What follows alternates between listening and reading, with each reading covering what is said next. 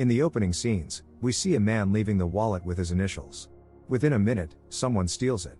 Next we see certain people scrutinizing the airport building plan. The one who received the stolen wallet isn't interested in credit cards, but the photo of the wallet owner's daughter catches attention. These men smuggled a box under the guise of seafood. They're going to proceed according to the plan. Cynthia, who works as a receptionist at a hotel, tries to resolve a conflict with an elderly couple who booked a room 6 months ago, but it wasn't noted in the database. The couple insists on being served by Lisa. Cynthia explained that Lisa was away because her grandmother unfortunately passed away. Meanwhile, Lisa Reisert is riding in a cab and is late for her flight. Upon receiving a call from Cynthia, who can't figure out the new software, Lisa explains what needs to be done. With Lisa's help, Cynthia easily handles the unpleasant situation with the clients. Before hanging up, Lisa explains some additional details to Cynthia. A very important person is to stay at the hotel today. After that, Lisa called her father, a psychiatrist and writer. Joe complained about losing his wallet. However, he's not too upset because he's currently busy with home repairs. Lisa's parents divorced some time ago, but she maintains good relationships with both her father and mother. Lisa's days are too hectic to dwell on family problems. In the airport queue, a nice older lady spoke to Lisa, who was reading. It turned out she was a big fan of Lisa's father's books. Lisa kindly gave her a book. The flight is delayed, causing outrage among passengers. Lisa stood up for an airport worker, receiving negativity from an outraged man. However, another guy supported Lisa, and the conflict was resolved. Lisa thanked him. The guy invited her to have a bite to eat together, but Lisa was in a hurry. Later, looking at this guy from a distance, Lisa accidentally bumped into a woman who spilled mocha on her. Lisa went to the restroom to change. After that, she eventually joined the guy, and they ordered some drinks. A sweet conversation ensued between them. Lisa confessed that she is very afraid of flying. Recently, a sad event occurred in Lisa's life. Her 90-year-old grandmother passed away. Lisa said that she always admired her optimism and cheerfulness. Finally, the guy introduced himself. His name was Jackson Ripner. He raised a toast to Lisa's grandmother. Passengers are still waiting for their flight, which was delayed for several hours. In the news, Deputy Secretary of the Department of Homeland Security Charles Keefe spoke about counterterrorism. Finally, boarding for the flight to Miami was announced. Jackson wished Lisa a pleasant flight. Lisa boarded the plane along with the other passengers. It seemed like an incredible coincidence, but Jackson and Lisa were seated next to each other. Perhaps it was fate. Jackson joked that Lisa was stalking him, and they both laughed. Jackson often receives calls, supposedly work-related. Lisa thought he was a very busy person. Before takeoff, as always, Lisa was very nervous. Each time felt like the first. Jackson set a timer on his watch for some reason. Those minutes felt like an eternity for Lisa. Seeing her condition, Jackson began asking her about the family.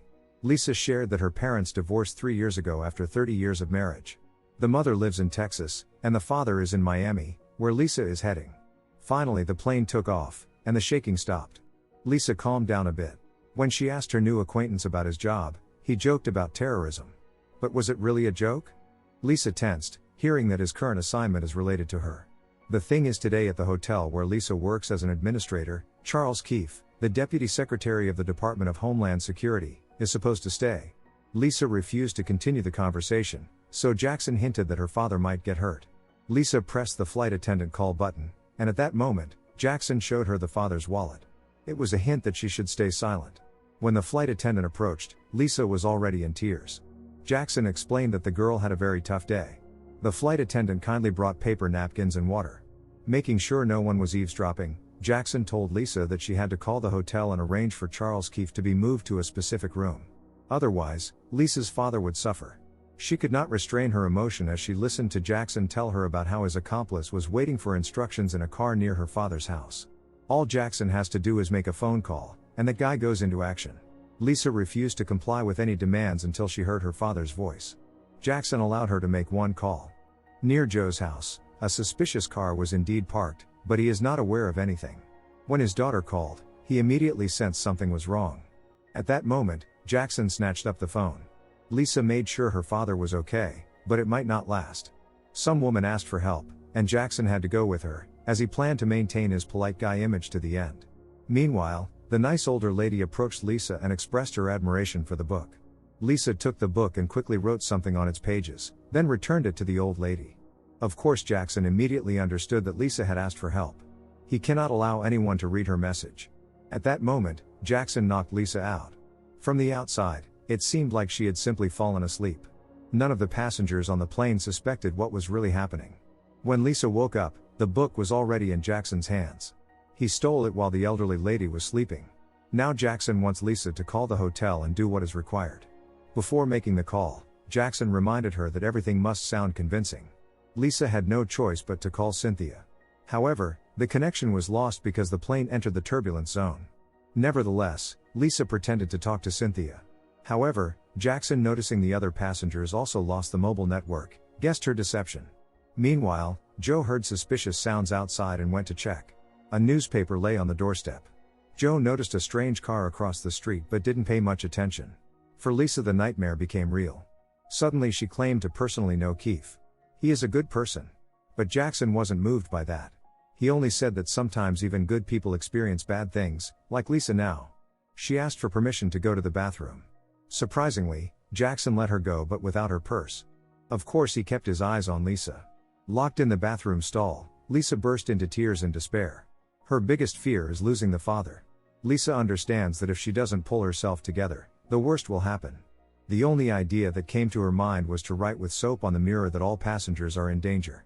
The mobile network appeared. Jackson immediately went after Lisa and saw the message on the mirror. Jackson made it clear to Lisa that if she did one more stupid thing, it will be the end for her father. No more games.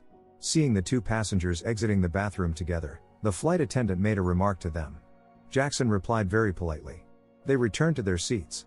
Meanwhile, Mr. Keefe was flying first class on another plane with his family.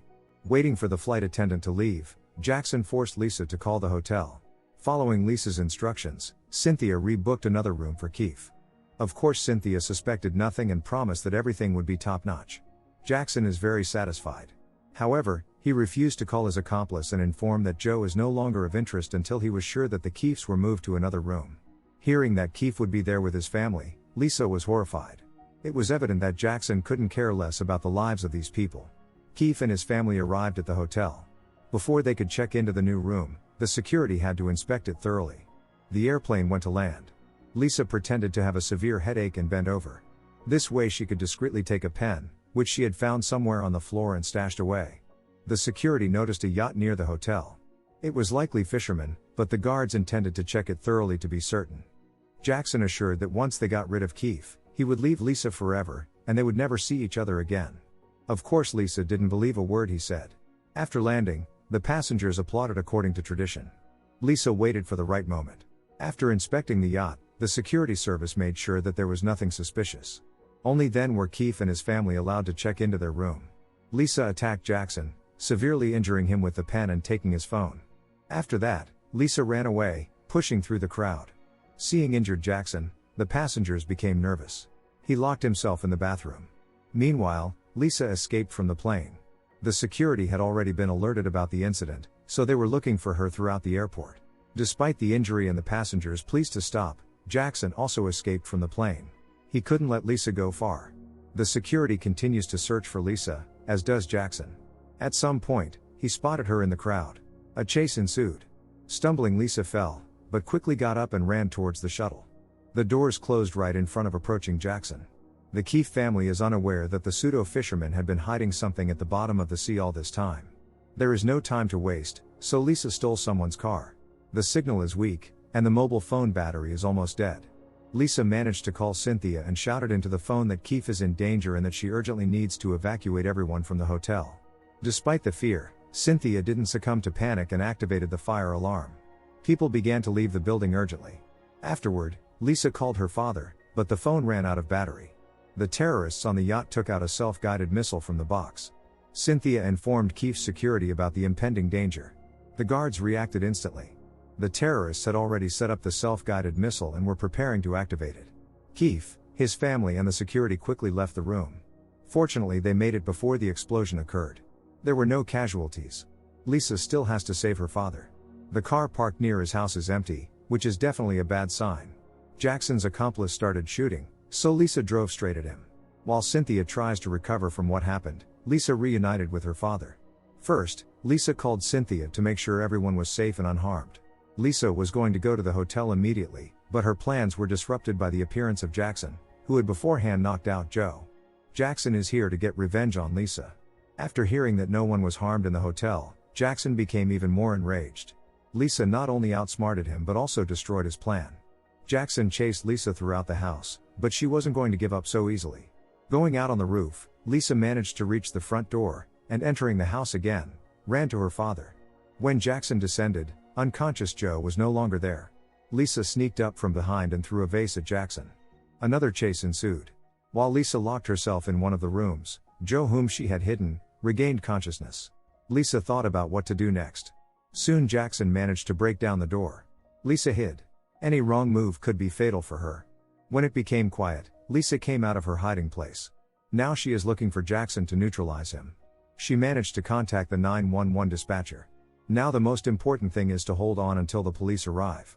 Jackson eventually found Lisa, and a fight broke out between them. At one point, Lisa called Jackson a lowlife, after which he pushed her off the stairs. Jackson intended to finish what he had started, but Lisa managed to reach the gun belonging to Jackson's accomplice and wounded Jackson. However, it didn't stop him. If Joe hadn't come to his daughter's aid in time, it could have ended very tragically.